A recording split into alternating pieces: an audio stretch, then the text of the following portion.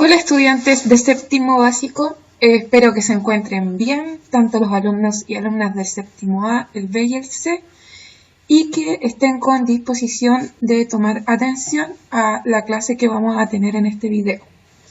Decirles que los dos temas principales de esta clase son la importancia del mar Mediterráneo y el desarrollo de la democracia en Grecia, particularmente en la polis de Atenas. Este contenido corresponde a la guía número 7 del año escolar 2020 y da inicio a la unidad número 2. El mar Mediterráneo lo vamos a entender como un sitio geográfico ecúmene, es decir, que permitió que se desarrollara la vida humana de manera agradable en todas las costas de su mar. El mar Mediterráneo entonces es el que se encuentra en esta zona y va a estar caracterizado por tener 3 penínsulas en el sector europeo. La primera, la que vemos acá, es la península ibérica, la segunda es la península itálica y la tercera es la península de los Balcanes. ¿Por qué nos importan estas penínsulas? Porque en ellas se desarrollaron las 2 civilizaciones que serán nuestro motivo de estudio en la unidad número 2. En la península de los Balcanes se desarrolló Grecia y en la península itálica Roma. La Roma originaria estuvo en la península itálica, sin embargo, en la Roma imperial, esta se extendió desde la península ibérica hasta la de los Balcanes, incluso un poco más allá en las costas de Asia y África. Vamos a entender que Roma y Grecia es lo que se ha denominado la cultura greco-latina. Y esto para nosotros es importante estudiar, ya que la cultura occidental de la cual nosotros provenimos en parte, ha heredado gran parte del pensamiento filosófico, cultural e incluso parte de la lengua de estas 2 culturas.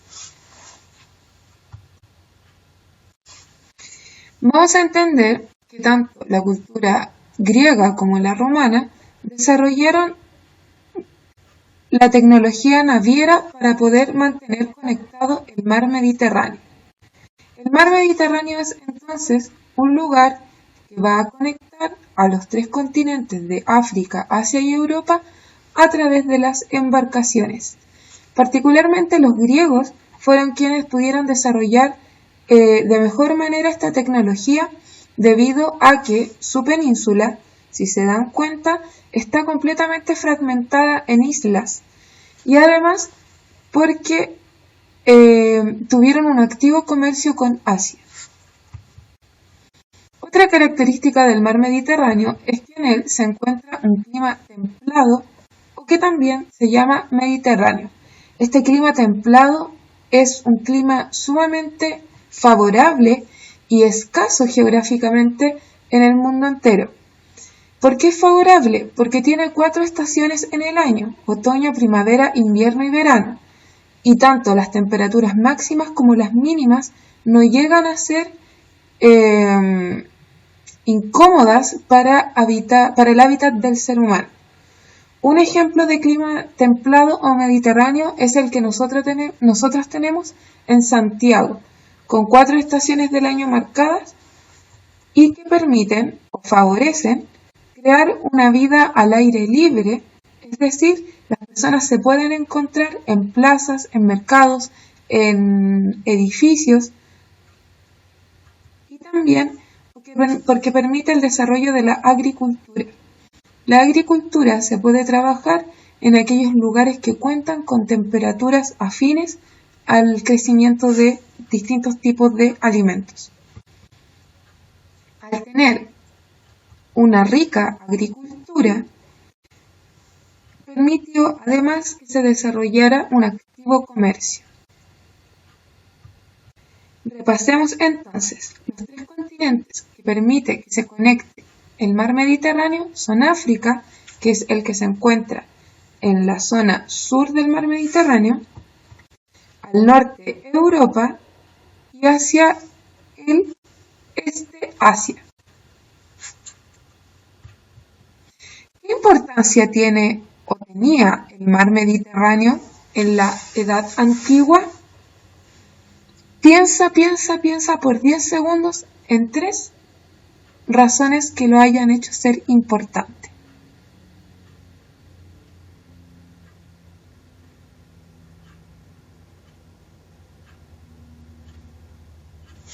Veamos. Una primera razón es porque conectaba por mar a 3 continentes, África, Europa y Asia. Otra razón es porque permitió desarrollar el comercio, la agricultura y las actividades navieras en sus costas, gracias a su tipo de geografía y clima. Recuerden, un clima templado. Y porque es un lugar ecúmene. Gracias a su clima templado, el lugar permitió desarrollar un estilo de vida al aire libre. Y en él se desarrollaron 2 importantes civilizaciones, que fueron la griega y la romana. Ahora, ¿por qué nos importa tanto estas civilizaciones? Empecemos estudiando con Grecia. De Grecia nosotros heredamos corrientes filosóficas y también una forma de pensar que permitieron desarrollar un sistema político denominado democracia, que es un sistema que aspira a que todos los ciudadanos de una ciudad, que en el caso de los griegos era de una polis, puedan participar activamente en las decisiones que se toman en esa ciudad, para que así la mayoría pueda ser beneficiada. Los griegos también desarrollaron costumbres culturales que se mantienen hasta el día de hoy, como los Juegos Olímpicos. Ellos entendían el desarrollo del ser humano de manera integral, tanto así que se preocuparon de desarrollar disciplinas para trabajar la mente, el cuerpo y el espíritu. También los griegos fueron quienes sentaron las bases de la cultura romana, y de los romanos nosotros heredamos la organización republicana, pero esto tiene sus bases en la cultura de Grecia. Otra cosa fue el lenguaje. Si bien nosotros actualmente hablamos español, nuestra lengua proviene del latín, que era la lengua que tenían los romanos, y que a su vez fue una lengua que tuvo como base, como raíz, el griego. ¿Cuándo y dónde se inició la civilización griega? La civilización griega tiene su origen hacia alrededor del 2000 a.C. Es una civilización que se originó antes que la romana. La romana tuvo su origen hacia el año 700 a.C., en el siglo VIII. Por lo tanto, vamos a empezar estudiando Grecia. Los griegos vienen de una mezcla de culturas que se ubicaban en la península de los Balcanes, que fueron la cultura minoica, micénica y los dorios. La época en la cual los griegos empezaron a destacar dentro del mar Mediterráneo fue cuando empezaron a colonizar las costas de Asia Menor. Esta es la conocida época arcaica.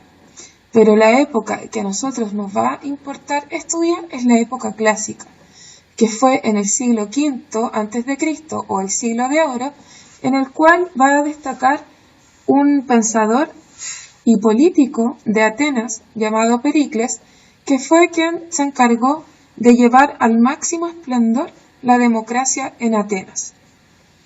Y finalmente esta civilización va a decaer cuando Alejandro Magno conquista las tierras de las penínsulas de los Balcanes y da inicio a su imperio. La península de los Balcanes, si observamos aquí en el mapa, podemos ver que es una península que se encuentra rodeado por el mar Jónico al oeste, por el mar Egeo al este y por el mar Mediterráneo al sur. Esta península se caracteriza por estar cubierta de relieve en cerros, que si bien no tienen mucha altura, si nosotros vemos el mapa, estas montañas alcanzan los 1000 metros de altura. Si bien no tienen tanta altura, son montañas que van a separar el territorio. En la península de los Balcanes no hay planicies, solamente hay valles entre medio de cerros. Por lo tanto, se va a desarrollar una forma particular de entender la ciudad, que fue la polis. La polis son todas estas ciudades que están marcadas con puntos rojos en el mapa, como por ejemplo Argos, Olimpia, Esparta, Atenas, Tebas, que van a tener como particularidad que cada una se organizó independiente de la otra. Todos tenían sistemas políticos que los ciudadanos decidían tener. Por ejemplo, el contraste más grande lo tenemos entre Atenas y Esparta. Mientras Atenas era una democracia, Esparta era una monarquía con 2 reyes. Y mientras Atenas se enfocaba en desarrollar la filosofía y el pensamiento, Atenas se va a enfocar en fortalecer su ejército. ¿Qué tenían en común entonces todas estas polis? Lo que compartían era la cultura, que ellos denominaron la Hélade. Todos los griegos no se reconocían a sí mismos como griegos, sino como parte de la Hélade. Ellos eran helenos. Y como helenos, se unían en caso de que hubiese alguna amenaza de invasión. Por ejemplo, si el imperio persa intentaba atacar a la Hélade, todas estas polis que estaban separadas y que eran independientes unas de otras, activaban sus ejércitos para defender este territorio e impedir ser invadidos. ¿Qué compartían en común entonces las polis griegas? Compartían en común 3 estructuras en su organización, que era la distribución espacial del territorio. Ellos, en todas las polis o ciudades-estados, tenían terrenos agrícolas, que era donde cultivaban los cereales, las vides, los olivos y las frutas, y además la crianza de animales menores como las ovejas, los terneros y las cabras. Este desarrollo agrícola y ganadero, recuerden que fue permitido gracias a las condiciones geográficas del clima templado del mar Mediterráneo. Otra característica que tenían en común las polis era que tenían la zona baja de la ciudad donde se encontraba la población, las casas, las viviendas, los mercados y los parques. Y en cambio tenían una zona alta que era donde se encontraban las principales instituciones de la polis, tanto las sedes de gobierno como también los importantes templos, como por ejemplo en Atenas era en la Acrópolis donde se encontraba el Partenón, que es el templo dedicado a la diosa Atenea. Otra característica que compartían en común las distintas polis era que todas hablaban en griego y todas reconocían un pasado en común, cuyo origen estaba en la mitología griega. Es por esto que si bien en cada polis había un templo dedicado a su dios protector, también tenían pequeños templos dedicados a los principales dioses como lo fueron Zeus y Poseidón. La particularidad de Atenas, de la democracia en Atenas, era que dividían a la sociedad entre ciudadanos y no ciudadanos. Los ciudadanos eran los hombres libres y estos hombres tenían la obligación de prestar servicio militar a la polis y además pagar impuestos. Estos hombres debían ser libres, mayores de 18 años y haber nacido en Atenas. Con esos requisitos ellos eran considerados ciudadanos. Las mujeres, los esclavos, los niños, los libertos, es decir, quienes habían sido esclavos pero habían logrado comprar su libertad, todos ellos no conformaban parte de la ciudadanía. Por lo tanto, vamos a entender la ciudadanía como un derecho de exclusividad y no como un derecho integral de la sociedad. Quienes eran ciudadanos tenían derecho a participar en la Iglesia, que era la principal asamblea, o sea, la principal reunión de los ciudadanos que funcionaba en el Ágora, la plaza principal de la polis. Desde la Iglesia se escogían a las distintas autoridades que trabajaban como representantes en distintos tipos de instituciones. Una de las principales instituciones que tuvieron en Atenas fue la Boulé, que era una especie de congreso donde se realizaban las leyes y se discutían y se decidía cuáles iban a ser las que iban a valer. También tenían tribunales de justicia. Uno era el Areópago, que estaba conformado por arcontes, y otro era la Eleia, que era el tribunal popular para la población en general. Y por último, tenemos las autoridades que eran escogidas por los ciudadanos, que eran los arcontes, los estrategas y los apodectas.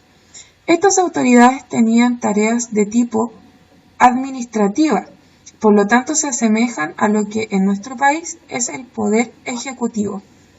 Ellos tenían funciones civiles, judiciales, de organización de los asuntos militares y la defensa de la ciudad, y además debían recaudar las finanzas públicas con las cuales se mantenían las instituciones de la ciudad. ¿Qué semejanza hay entonces entre la democracia chilena y la democracia ateniense? Como semejanza podemos ver la división de poderes. Esta distribución en distintas instituciones y autoridades hacen que el poder no se concentre en una sola persona y se impida de esta forma desarrollar algún tipo de tiranía. En nuestro caso, por ejemplo, tenemos el poder judicial que correspondía para los griegos al Areópago y a la Eleia, y que en nuestro caso se encuentra en la Corte Suprema, que es el máximo tribunal de justicia en nuestro país. También nuestro poder legislativo está representado actualmente por el Congreso y se asimila a la Boulé que tenían los ciudadanos atenienses. Por último, en el presente, nuestro poder ejecutivo está representado por el presidente y sus ministros, quienes trabajan en la administración del país desde la moneda. Esto se asemeja a las autoridades de los arcontes, estrategas y apodectas que tenían los atenienses en su democracia. ¿Qué heredamos de la democracia en Grecia entonces? Recuerden que particularmente de la democracia en Atenas, ya que no todas las polis tenían democracia. Lo que heredamos de la democracia en Atenas fue la participación de los ciudadanos a través de la representación y en algunos casos también la participación de los ciudadanos de manera directa, como lo es a través del sufragio. Nuestra forma de organización a través de la elección de autoridades a través del voto viene como una herencia de la cultura de Atenas. También heredamos de la democracia ateniense la división de las tareas del Estado en distintas instituciones, que nosotros actualmente tenemos organizada en 3 poderes, pero como vimos, las funciones son muy semejantes a las instituciones como la Boulé o el Areópago o la Eleia que tenían los atenienses. Y también heredamos de ello el requisitos para ser ciudadanos. Uno de nuestros requisitos que coincide con los griegos era que los mayores de edad podían ser considerados ciudadanos. Ahora, tenemos también muchas diferencias entre nuestra democracia y la democracia que tenían en Atenas. Ver las diferencias va a ser tu tarea. Espero poderlos haber ayudado. Cualquier duda que tengan me escriben al correo o al Classroom. Espero que se encuentren bien sus familias, que estén ustedes tranquilos y mantengamos firme la esperanza de que prontamente todo este contexto va a pasar y la mayoría de nosotros va a poder estar bien. Un abrazo para todos y todas.